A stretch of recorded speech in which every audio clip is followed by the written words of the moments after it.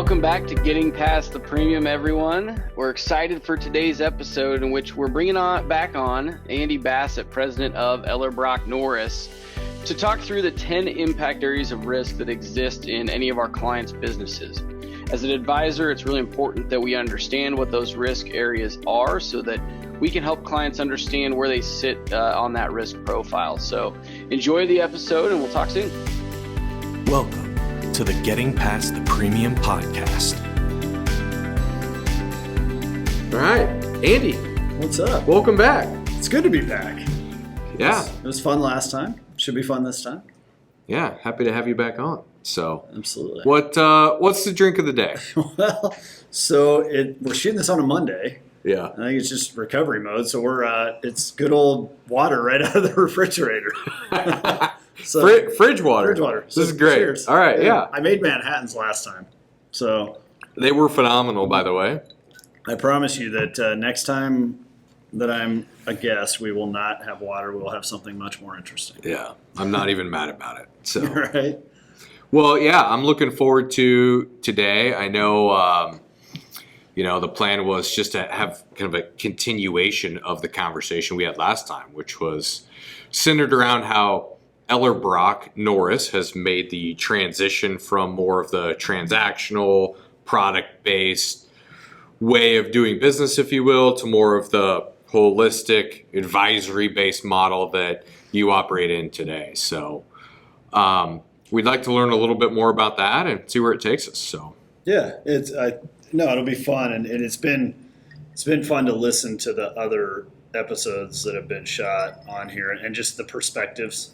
Yeah. Right, of different people and different roles talking about this topic. And it'll be fun to kind of dive in and walk through how Ellerbrock's looked at it, I guess. Yeah, totally. All right, so let's kind of go back to, let me ask you this. When do you guys think you started making this shift mentally, into more of this advisory-based model? Yeah, it's, the timeline probably goes back 5 or 6 years of knowing, and I talked about this last time, knowing that there was something different, I guess, that we wanted to be doing. Yeah. But 5 or 6 years ago, I personally wasn't quite sure what that was. Then when we started to engage with some of the right people, get involved in some of the right stuff, then that missing thing was that advisory model. So now really, truly embracing that and making that the foundation of kind of the shift, I would say, the last 3 or 4 years have certainly been invested in a lot of that effort. Mm-hmm. Okay. So understanding that transition, what were some of the challenges getting to where you're at today? And I'll try to narrow it down for you a little bit. I guess there's a lot that goes into it. There's product or service model deliveries, there's discovery and sales processes, there's all these things that I would assume had to have been tweaked. So thinking and understanding that, what were some of the greatest challenges in building out that model? Yeah, the way I answer that usually when I'm asked, because it's what comes first to mind, is changing the way people think, right? I know we talk about that a lot, but internally, we were a very good insurance agency or brokerage for many years. So we had a very specific way we thought about the industry, we thought about our place in the industry, and what our role with our clients was. So whether that's from the front-end sales perspective with our risk advisory team, whether that's from a service perspective with our client advocates, client coordinators, those that are doing the lion's share of the service work, or our marketing team, whether that's external actual marketing and promotion, or our team that does a lot of the onboarding of new business. It was a shift in how we think and how we think about that. And so I think that was the biggest challenge is it's sometimes hard to get out of your own way, even when you can see the light and you know where you want to go. So I think for us then, so when we talk about that, that's a lot of people. There's a lot, I just mentioned a handful of different roles, and you have to approach, I suppose, how you get people to change the way they're thinking about how we've done things to how we're going to start doing things, I suppose, for lack of better terms. And depending on each person's role in the company, there's a different way that's approached, and there's different people that are probably driving that. And so that was probably our biggest challenge, is figuring out where do we start, which in our case started more on the sales model side, and then how do we effectively communicate the why behind it, and then get everybody on board to facilitate ultimate change. So that would be how I'd answer it, is changing the way we all think about our role in the risk management and insurance world. Yeah. Yeah. No, I think you articulated that great. And it's a huge, daunting task. I was talking with an agency down in Houston 2 weeks ago, and we were chatting about something very similar, how, when you start to go down this road, it's a significant reinvestment of time, energy, money. It's not easy, right? Because it lengthens your sales cycle.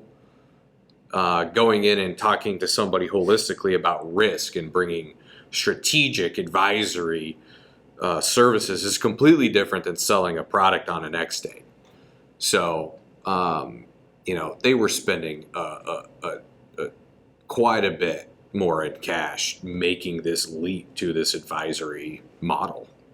So that's interesting, because I think anybody that's done or doing this is going to experience exactly what we're talking about right now. And I think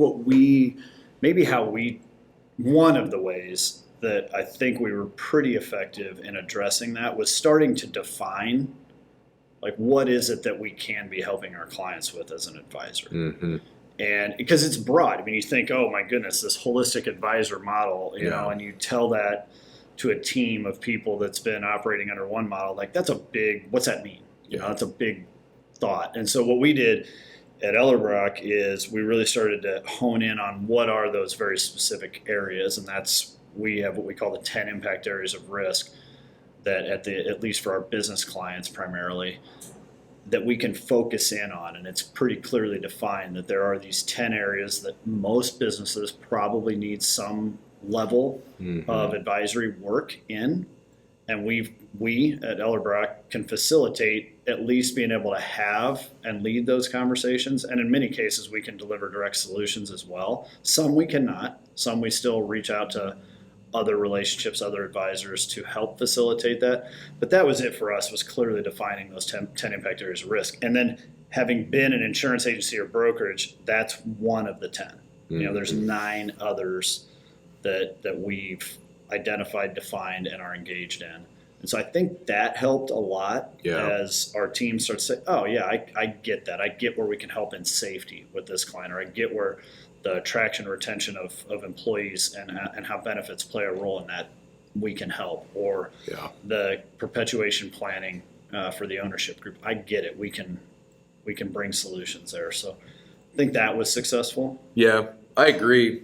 Because even when you think about risk, holistically, risk exists everywhere. So to say that you're really going to act in a holistic manner is very, very tough across someone's entire spectrum, right? So you do have to draw lines in the sand. So that makes sense. So how did you guys ultimately start to come up with how you define, the 10 different impact areas of risk? I mean, honestly, putting our heads together, right? I mean, we happen to have, with the backgrounds of the people we have in our office, we had a lot of varying backgrounds and people that had worked in lots of different areas with clients and understood through trial and error and being in businesses and talking to business owners and talking to centers of influence and being out, kind of started to have a pretty clear picture of what those, to your point, all of these risks are. They can start to be defined into, certain areas. And so really that was it. It's just kind of human capital, bring everybody together and put like minds around and really start thinking through it. And that's really where it came from, was just experience. We knew that we're out talking and we're constantly hearing that people are having a hard time finding people in their businesses. Well, how do we attract and retain people? Well, maybe how we position benefits and benefits packages is a big part. Well, that's part of our industry, risk management and insurance, big part of that. So, you go down that path, or you think of compliance. There's a lot of issues with pick your compliance, OSHA, DOT, ACA, all the acronyms, right? Yeah. And you start to dive down, like, okay, there's a lot there. Safety, also, and these are all areas that when you think of the insurance, risk management, financial services space, our industry, these are all conversations we're maybe we're not having or leading, but we're part of. Yeah. We're hearing it. And so that's where it came from, just experience and working with our clients and knowing, but then taking the time to really dissect it and break it down and realize we can define these. Well, I think, tell me if I'm wrong, but talking with you in the past, there were areas that were just very obvious where, we're helping a client here, but we just didn't go that extra step or two to help a client here when we should have been, because that wasn't like traditionally how we did it. I think about making that transition from working with key people inside the business. Like, we probably helped the business owner, we were helping the business, but then the key people, we were like, they're going to be okay. Or like thinking about it like that. So, being able to go in and really dive into everyone in the business who matters and help them from a risk management perspective. There's things like that you guys have done that has really moved the needle. Yeah, what gets interesting, so you talk about 10 impact areas of risk. What gets interesting is single strategies can carry over to multiple of those areas very easily, right? And so that was something, but until you start to clearly define what are these risk areas that we can help and potentially bring solutions, and then you start to go back and say, okay, what is the solution based on what we now know? And you're like, oh boy, we can build a solution that can carry over to 2 or 3 impact areas, or at least kind of coordinate with one another. And we talk about, obviously, a lot of people that'll listen to this or watch it deal in the workers' compensation space from a risk management standpoint. Also potentially deal with or know people that deal with, I mentioned already, the benefits and attraction and retention of employees. There's a lot of strategies there, and just how we're consumers of healthcare as a whole, whether it's because of a work injury or whether it's because of our standard healthcare platforms we have. There's strategies that carry over to both of those that can be implemented, and then you take safety. You add that in. It's got compliance. All of a sudden, you're like, man, there's a lot of overlapping. Yeah. So we can build solutions that really truly do bring that broader holistic risk advisory model, because we've identified those key areas that we can put that strategy to work in. Well, I mentioned they start to overlap and create synergies and like velocity with a client. Absolutely. Because the better they are at managing risk in a couple areas, most likely the better they are going to be managing risk across the company. Well, and the other piece of that too is, like, our job as advisors is to ask those questions, to dig, to understand things at a deep level, to try to be able to bring solutions as best we can. Whether we're able to do it 100% internally because of how we're built, or if we have to go out and help. We always use the term kind of quarterback that relationship and go work with other advisors. And that's the piece that, as we think about those 10 impact areas of risk, and I've mentioned a handful now, but take like benefits and maybe the traditional P&C insurance platform. There's a ton of companies out there that there's not the same firm or advisor firm that's helping with those. And so it becomes a little bit siloed. And how much are those strategies? Are we taking advantage of a singular strategy that can maybe help move the needle on both? Yeah. And it's so often we see that those opportunities are being missed. Yeah. Or they're being handled internally, but there's no communication. There's no ability to collaborate or create synergies. Yeah, exactly. Yeah. Interesting. And so that in and of itself is a pretty significant risk. Yeah, totally. Yeah. Totally. And the business owners most likely don't have really any idea it exists. Yeah. So, I can't help but to think, it sounds like you guys have done a lot of legwork, but I can't help but to go back and think about, on the sales side of things. Develop these 10 different impact areas of risk, and, you're building out, I'd imagine, your solutions around those. How did you guys make it so that somebody on the sales team could go out, have a conversation with a business owner, and then turn back around and be able to present whatever in the heck they're going to go do for this client. Yeah, so that's been a long. You're right. I mean, there's so many pieces to that, and it's been a long process for us to get there because it becomes very labor intensive. If you're going to have deep dive assessments and questionnaires and if you think about the 10 impact areas of risk we're talking about, if you're going to get deep to understand how you can bring solutions, that takes compiling the right information, the right questions, knowing how to, when you ask one, what's the next best, and how do we dive deep enough to get to a point to where we can feel like we've uncovered a need, a pain, a concern, a risk that we have a solution for. Mm-hmm. Then you go through that entire process. You're like, okay, we've identified a handful of areas we can help. Now we got to transition to, let's figure out how we're going to put this together in some sort of plan that we can show the client that would make them want to hire us to do that work as their advisor. Mm-hmm. That can be a challenging process, especially for people that are in a sales type of role. That's not necessarily the strong suit. So 2 ways I'll answer it. 1, training, sales training like crazy. Yeah. We've done a decent job of really walking through that and just repeating it and practicing and getting in real life scenarios. That's tremendously important. And then secondly, frankly, we've started to put our time, energy, and effort into creating a software that can kind of help us navigate through that because we feel there is a better way to do it, an efficient way, and one that can kind of walk through that process from start to finish and create the outputs and take a lot of that heavy lifting off so that the advisor can be the advisor. Yeah. But the tools are there to dive deep, output, dive deep, output, and create. So that's exciting. That's something that's new right now that we're kind of still navigating through, but it's fun, and I think it's going to. Yeah, totally. Tremendous. Yeah, I mean, I can imagine how. Well, as I mentioned, I was chatting with that agency a couple weeks ago, and that was one of their largest pain points.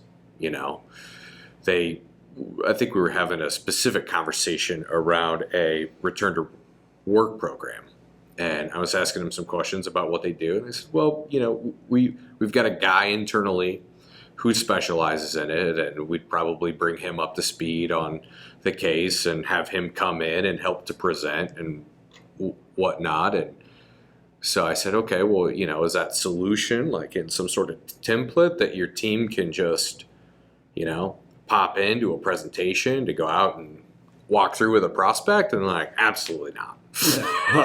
We got to. Well, yeah, we all know that any of the systems and softwares that we're using in our industry right now sure the heck aren't doing that for us, right? Yeah. But those examples are prime. I mean, how do you articulate that? Because the firm you're talking about sounds like they've got a really nice internal solution that they can bring to a lot of people. Yeah. How are we able to communicate that efficiently and effectively and give our advisors the tools to be able to go out, uncover the need, and be able to say, here's a solution to it in a relatively seamless, structured process? It's hard. And you asked the question early on, and that would be another one of the biggest challenges we saw making this shift is how do we start to finish deliver that in the client experience we want. Yeah. And it is, you talked about things being a longer sales cycle too. How are you tracking all that? How do you know where your engagements are with clients or where you're at in those, talk about our 10 impact areas of risk. I mean, you start having those deep conversations. It's hard to keep track of where exactly you always are in any one of those areas, especially if it's with a prospect that you're still diving deep and building that relationship and getting to know them. But also, I'm going to say something maybe controversial, so don't please hop on the comments and let me know. Click below. So I feel like none of the technology in this industry is built for providing and delivering an acceptable experience from a client perspective, and so how do you then, let's say you're going to build out presentation that has these 10 different impact areas of risk, and you're going to go meet with a prospect and you're going to say, here's what we're going to do to help you. Like, okay, great. Prospect says, yeah, I want to be your client. Let's go, Andy. How do you manage who's doing what, when you're doing what? Like, what can I expect as a client?